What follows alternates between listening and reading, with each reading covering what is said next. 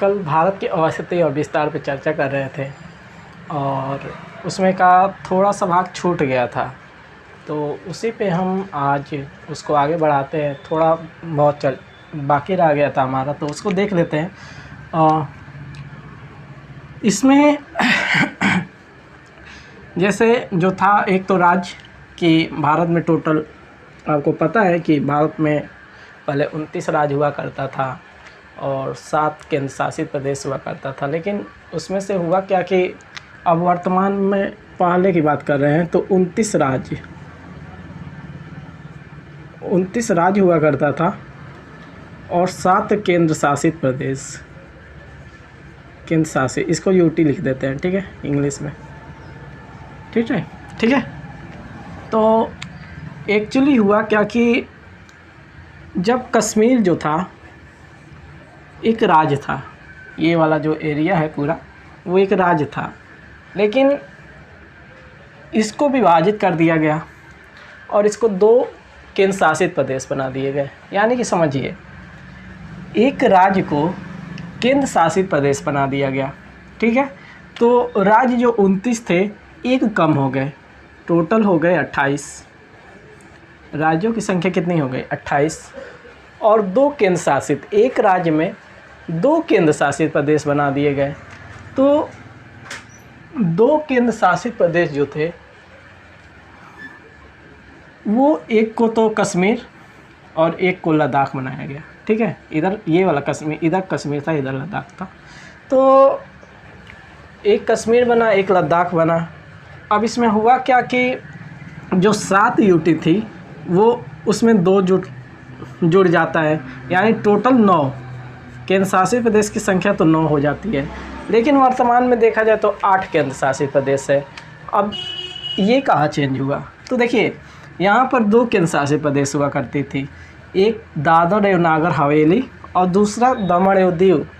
दादर एवं नागर हवेली की राजधानी सिलवासा थी और दमन एवं दीव की राजधानी दमन थी। मान लीजिए ये दादर एवं नागर हवेली और ये दमन एवं दीव, इन दोनों को मिला करके एक केंद्र शासित प्रदेश कर दिया गया।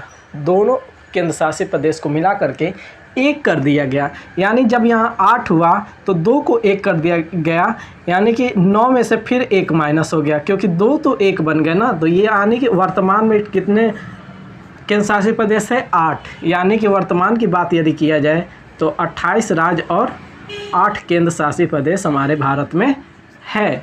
28 राज्य और 8 केंद्र शासित प्रदेश हमारे भारत में है। 28वां राज्य आपको पता है कश्मीर हट चुका है, कश्मीर के जगह पे लद्दाख और कश्मीर ही बना है।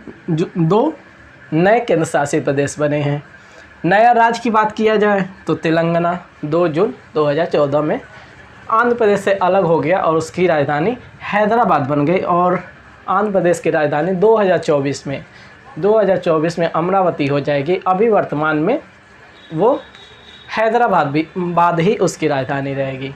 यहाँ पे कुछ इम्पोर्टेंट चीज़ है, जैसे देखिए, ये आपको दिख रहा होगा कि ये जो भारत का पूरा मैप है, भारत का पड़ोसी देश में ये पाकिस्तान हो गया, अफ़गानिस्तान हो गया।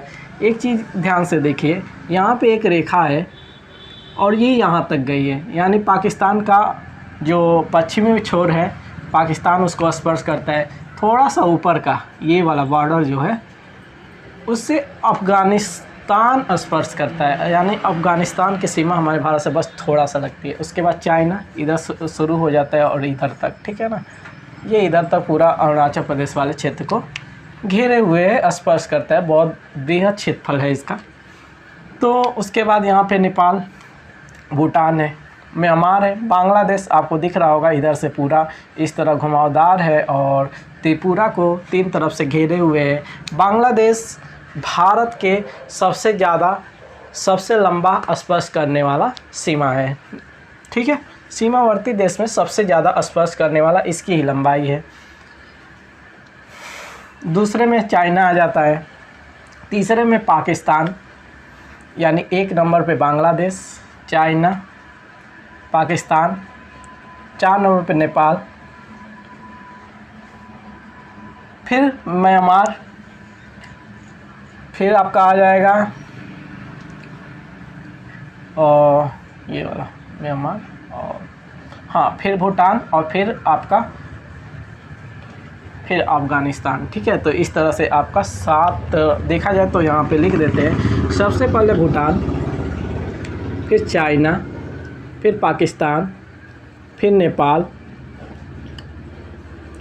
म्यांमार, भूटान। देखिए ये बांग्लादेश है, ये भूटान है। ठीक है, भूटान, और फिर लास्ट में अफ़गानिस्तान। यानी ये एक सीमावर्ती देश है जो भारत को सबसे ज़्यादा ये स्पर्श करता है लंबाई में, फिर ये, और सबसे कम देखा जाए तो अफ़गानिस्तान सीमा रेखा हमारे भारत के साथ बनाता है। ठीक है, तो यहाँ पे हो गई राज्यों की बात। यहाँ पे राज्यों में थोड़ा सा, यहाँ देखिए यहाँ पे कश्मीर है। कश्मीर देखिए ये वाला जो हिस्सा है, ठीक है, ये POK है, पाकिस्तान ऑक्यूपाइड कश्मीर। ठीक है ना, पाकिस्तान ऑक्यूपाइड कश्मीर।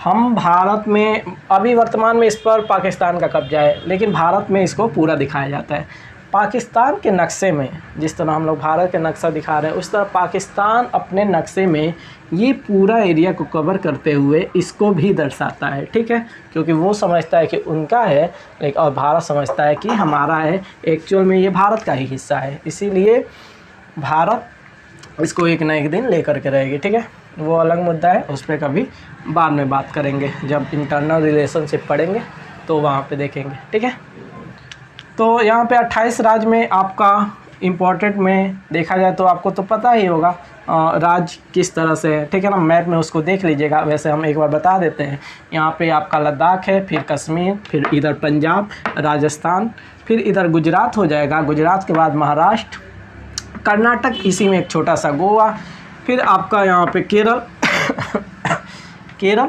और फिर इधर पूर्वी साइड में आएंगे तो इधर तमिलनाडु, आंध्र प्रदेश से यहाँ पे अलग होगा तेलंगाना है।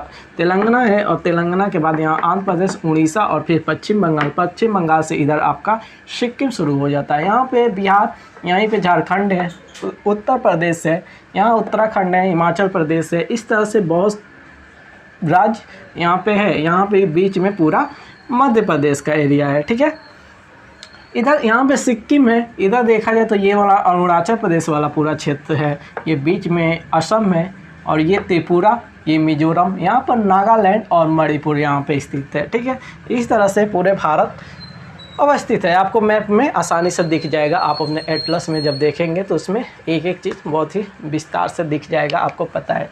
लेकिन बात हो जाती है कि जो केंद्र शासित प्रदेश है वो आखिर में कहाँ है, क्योंकि ये थोड़ा सा यहाँ पे समझने वाला चीज़ है, क्योंकि बाकी राज्य तो आपको दिख जाएंगे, जो केंद्र शासित प्रदेश है उसको ध्यान दीजिए। यहाँ पे पंजाब और हरियाणा है।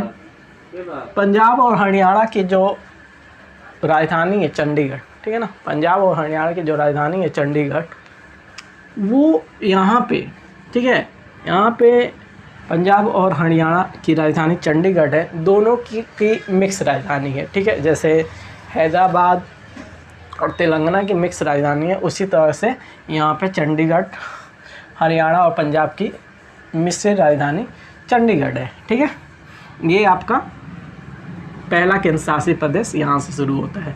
दूसरा देखा जाए तो दिल्ली, जो उत्तर प्रदेश और हरियाणा के बॉर्डर को स्पर्श करती है, दिल्ली। उसके बाद ये आपका यहीं पे आपका लद्दाख है। ठीक है, ये वाला एक हो गया। यहाँ पे आपका कश्मीर, देखिए ये वाला नया मैप है, इस तरह से कुछ बटा हुआ है। ठीक है, इस तरह से कुछ बटा हुआ है। इधर लद्दाख, इधर ये वाला एरिया लद्दाख हो गया। लद्दाख में पता होगा लेह है, कारगिल है, उनके ज़िले हैं। लद्दाख की राजधानी लेह है। ठीक है, और श्रीनगर की राजधानी दो है, और श्रीनगर बोल रहे, कश्मीर की राजधानी दो है, एक जम्मू और दूसरा श्रीनगर। ठीक है, तो यहाँ पे लद्दाख, दूसरा कश्मीर, और ये चंडीगढ़, ये दिल्ली। ठीक है, फिर दिल्ली के बाद आ जाता है आपका, टोटल 8 है ना, तो ये 4 हो गया। 4 के बाद इधर आ जाइए। एक तो यहाँ पे छोटे छोटे बने हुए हैं। ठीक है, यहाँ पे छोटे छोटे द्वीप है, इसको कहते हैं लक्षद्वीप। इधर भी कुछ द्वीपें हैं, ठीक है, बहुत ज़्यादा द्वीप है, लगभग 222 कहीं दिया हुआ है, कहीं 300 प्लस में दिया हुआ है, ये लगभग 32 कहीं 36, ठीक है। इस प्रकार से इसको देखिए, लक्षद्वीप और मतलब कि लक्षद्वीप और अंडमान निकोबार द्वीप को हम विस्तृत देखेंगे अलग क्लास में, ठीक है। यहाँ पे बस केंसासी प्रदेश की चर्चा हो रही है, बस उसी को देख रहे हैं, ठीक है। यहाँ पे ज़्यादा गहराई में नहीं चलेंगे क्योंकि ये जो द्वीप है उन पे अलग क्लास रहेगा। तो यहाँ पे देखिए, थोड़ा सा यहाँ पे बता देते हैं, जो हिमालय का विस्तार हुआ है, हिमालय का विस्तार हुआ है उत्तर के तरफ, ठीक है। अब हिमालय का विस्तार कैसे हुआ है वो हिमालय वाले चैप्टर में ही पढ़ेंगे, बस यहाँ पे नॉर्मल समझने का प्रयास कीजिए कि जो हिमालय का विस्तार हुआ है वो म्यांमार से थोड़ा सा आगे जा कर के लुप्त हो जाता है और आगे जा कर के छोटा छोटा द्वीप के रूप में निकल के सामने उभर आता है, और वही अंडमान निकोबार द्वीप समूह के नाम से जाना जाता है, ठीक है। यानी कि ये द्वीप हिमालय का ही विस्तार रूप है, ठीक है। वो अब हिमालय वाले चैप्टर में और द्वीप वाले चैप्टर में इसको ज़्यादा विस्तार से देखेंगे। तो यहाँ पे 4 केंद्रशासित प्रदेश, ये 5 लक्षद्वीप, ये 6 अंडमान निकोबार द्वीप, ठीक है। यहाँ पे आपका 7, 2 था, दोनों को मिला करके 1 कर दिया गया, यानी कि 7वां जो है वो आपका दादर एवं नागर हवेली, और यहाँ पर जो 7वां है वो दादर एवं नागर हवेली और दमन एवं दीव, इन दोनों को मिला दिया गया है और इनकी राजधानी दमन कर दी गई है, ठीक है। मोस्ट इम्पॉर्टेंट एक और बच गया, अब यहाँ पर 4 हो गया, ये 5, ये 6 और एक 7। 8वां जो है वो है पुडुचेरी। पुडुचेरी के बारे में याद रखिए, पुडुचेरी एक पुर्तगाली बस्ती थी, पुडुचेरी एक पुर्तगाली बस्ती थी, और जब पुर्तगाली यहाँ पर आए थे वो अपना कब्जा कर लिए थे, कहाँ, दक्षिण भारत की तरफ, दक्षिण भारत की तरफ कब्जा कर लिए थे। और जब अंग्रेज़ आए तो उनके साथ जब युद्ध हुआ तो वहाँ पे कई जगहों पे जो पुडुचेरी थे, ये पूरे माफ़ कीजिएगा, वो जो पुडुचेरी थे वो पुर्तगाली थे। पुर्तगाली और अंग्रेज़ों में जब युद्ध होता है तो कई सारे हिस्से अंग्रेज़ छीन लेते हैं पुर्तगालियों से, बहुत कम ही हिस्सा पुर्तगालियों के पास बच जाता है, और वही आज के डेट में पुडुचेरी के नाम से जाना जाता है। यानी पुडुचेरी एक पूरी तरह से पुर्तगाली बस्ती है। अब यहाँ पर ध्यान रखिए, तो जब अंग्रेज़ छीन लिए तो कहीं इधर कहीं इधर कहीं इधर उनका क्षेत्र बच गया। तो यहाँ पर बस इतना ध्यान रखिएगा कि पुडुचेरी के 4 ज़िले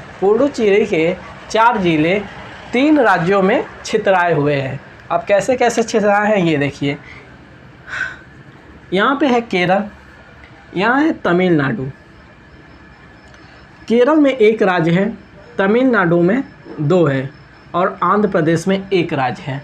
यानी ये चारों के चारों पुडुचेरी के ज़िले हैं। अब जो केरल में जो राज्य है उसका नाम है, केरल में जो स्थित है पुडुचेरी का ज़िला वो है माहे, ठीक है। तमिलनाडु में जो स्थित है उसका नाम है पुडुचेरी ही, पुडुचेरी, यही इसकी राजधानी भी है, ठीक है। पुडुचेरी की राजधानी पुडुचेरी, और यहीं पे तमिलनाडु में कराईकल है,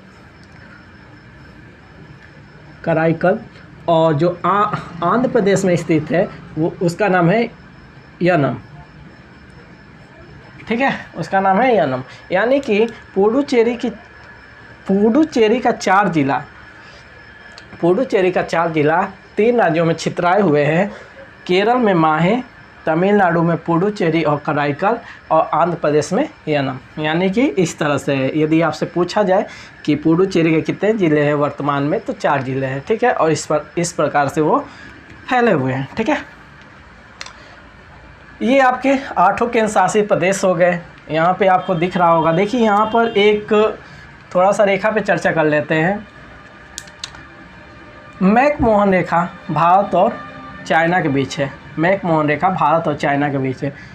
देखा जाए तो भारत और चाइना नहीं, ये वाला जो एरिया है ना, यहाँ पे एक लगता है बॉर्डर, ठीक है, यहाँ पे एक बॉर्डर लगता है।